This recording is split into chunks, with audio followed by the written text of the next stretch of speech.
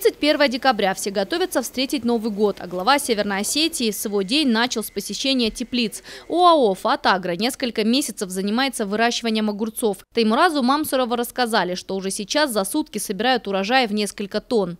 Сам огурец на сегодняшний день – это сорт, называется «Геракл», который мы на сегодняшний день первым в России, одним из первых выращиваем мы, наша компания. Его характеристики достаточно, будем говорить так, интересны для потребителя. Ярко выраженный запах, ярко выраженный цвет огурца, достаточно плотный плод.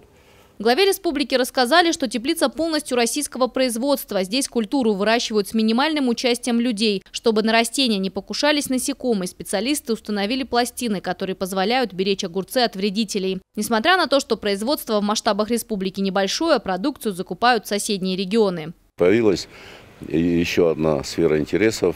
Это парниковое хозяйство по выращиванию огурцов. Мы с вами сейчас посмотрели, это действительно можно только восхищаться и благодарить таких людей, энтузиастов, которые на самых современных достижениях науки и самых высочайших технологиях умеют делать на минимальных площадях вот такие великие вещи. Здесь можно выращивать разные культуры, например, томат или болгарский перец. Но специалисты выбрали огурцы как самую капризную культуру. Они уверены, если эти сорта выживут и будут приносить много плодов, то можно взяться за разведение практически любых овощей. В теплице созданы идеальные условия для выращивания этой культуры. Специальный свет позволяет плоду расти с небывалой скоростью. Например, завтра этот маленький огурчик уже станет в несколько раз больше и будет готов к сбору. Елена Черенкова, Ацамаз Кочиев, Осетия ТВ.